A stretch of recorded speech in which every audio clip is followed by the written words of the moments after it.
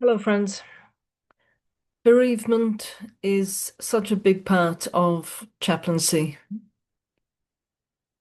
When people go into prison, life doesn't stop, and neither does death.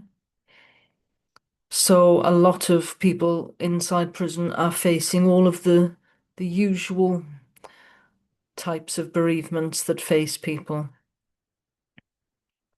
And of course, as chaplains, we are there perhaps when other members of the family are not able to be with people. And it's a strange time we face in Britain in 2025, where funerals seem to be happening less often.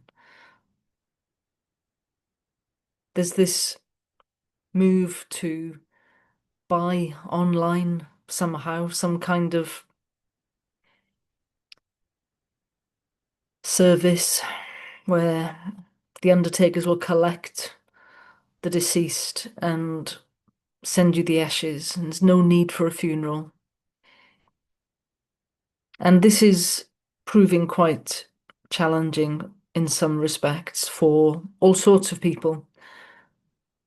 But suffice to say, in prison, the the time that you can spend with the prisoners at the time of the funeral, perhaps.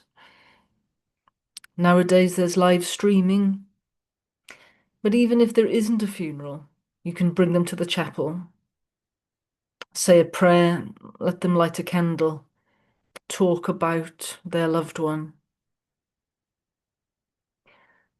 And a few weeks ago, on one particular day,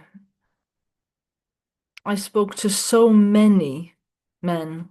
There's only half a dozen, I think, but so many of them had bereavement, either that had happened a few years ago, never been processed,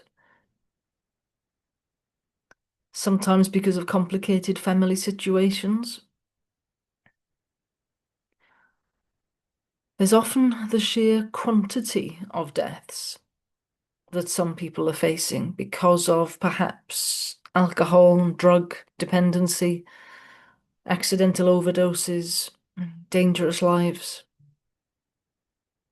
And the sheer quantity, sometimes more often than in my usual contacts with people, sometimes people are the first on the scene to their loved ones and they try in vain to save them. So there's all sorts of trauma around the bereavement as well.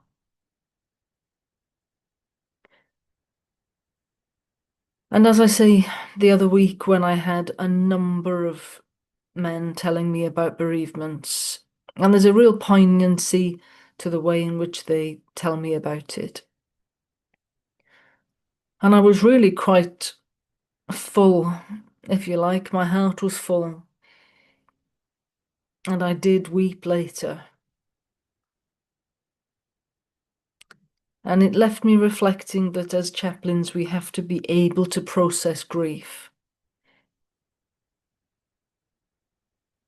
We have to be able to have processed all of our griefs